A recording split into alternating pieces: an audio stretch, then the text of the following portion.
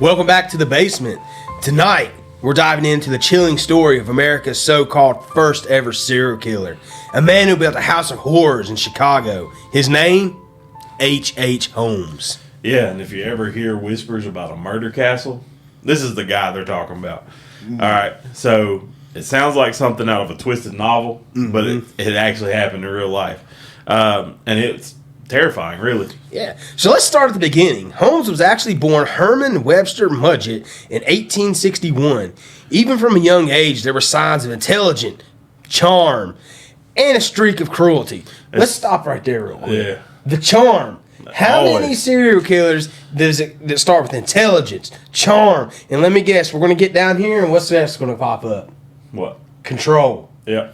Dude, it's always, they always have the gift of gab. Yeah, they do. Dude, if they would apply, which I know they, well, let me not dive into that, because most of them, all of them, have mental health disorders. Yes. So I'm not saying they can all help it, but imagine if they put this into like being a salesman. Yeah, exactly. You know, they could be probably very well. Kill it. Literally. Yeah. So, the charm was his weapon. So he could walk into a room and seem like the most trustworthy guy in the room. Right. And so, but underneath, he had a darker obsession with Control. Control. I told you it was coming. Manipulation and ultimately death. Exactly. This dude studied medicine, which gave him access to knowledge about anatomy, drugs, and tools that he would later play into his crimes. But the real nightmare begins in Chicago around the time of the 1893 World's Fair. Let's think about that. That was one of the biggest things in our history. Yeah. The World's Fair, and I don't think we've had one in years. Yeah. But back then, that's where all the new technology was displayed. All the modern architects were like, look what we can build now. You know, look what technology we have. And back then, they were marvels. Yeah. You want to know an interesting fact about the World's Fair? What's that? Bramwell High School, down the road from us, their marching band performed at a World's Fair. Really? Yep. Our old band director was the tuba player. No kidding. Yep. So that would have been Been a long time ago. fair. But let's get back to the story. So, but he designed and built an infamous building, what people now call the Murder Castle, in a fairly quiet neighborhood in Chicago. Yeah. It wasn't on O Block. And this place wasn't just a hotel. It was like a fun house from hell. Secret passageways, hidden rooms, a maze-like layout where people could literally disappear. So some rooms were basically death traps. Ooh. Yeah. And so gas lines that he could turn on and off, soundproof chambers, and chutes that drop straight into the basement. Think about that. Now, in history, we've saw, gas chambers. And he did this. He recreated this in his Chicago home. You don't ever know what your neighbors got going on. You don't. You truly don't. But in that basement, Holmes had tables, surgical tools, even furnaces. It was designed for one purpose: to kill and to cover it up. And here's the thing. He targeted people that wouldn't be missed right away. Young women looking for work. We know what that means. Yes. Right?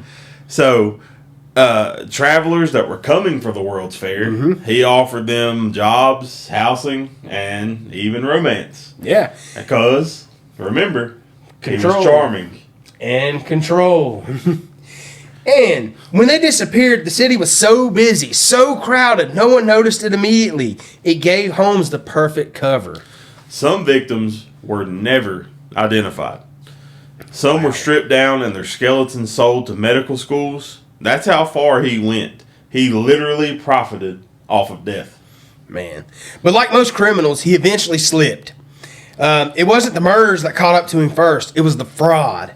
He was a con man as much as he was a killer. Yeah, so like insurance scams, fake businesses, and shady deals, that'll get you every time. Yeah. You start playing with the government's money, they're going to come find you. Yeah, you daggum right. Once the police started digging, they uncovered way more than fraud. They uncovered the castle.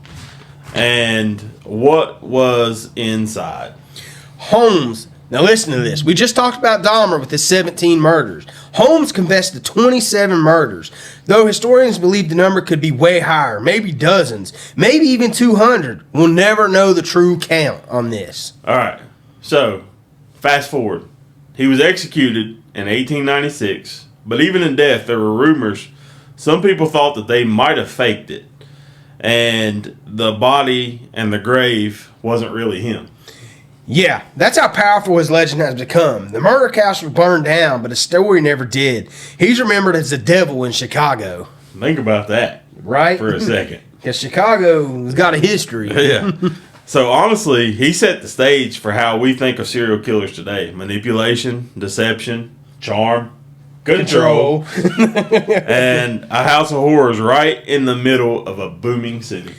Holmes turned the excitement of the World's Fair into a hunting ground. He exploited trust, opportunity, and the chaos of the time. And what's wild is, over 100 years later, his story still chills us. Because it forces us to ask, how many monsters might have walked among us unnoticed? Yeah. And not only with that, they also think that H.H. Holmes is the same guy as Jack the Ripper. That is one of the conspiracies. It is. So they say that he was an immigrant from London, and it was just Jack the Ripper. He got on a boat, came to, was it Ellis Island? Yeah. Immigrated to our country, and then just continued killing. So he got away from the heat that he was under. Actually, there wasn't really even any heat because they didn't know who was doing it. Yeah, right. And so he just was like, nah, I'm going to go over here and kill some people. But that's a conspiracy for you to look up. And that's all for tonight's episode of The Basement. Thanks for listening. Remember, some of the darkest stories aren't myths. They're history. Hey, stay safe out there. We'll see you next time here in The Basement.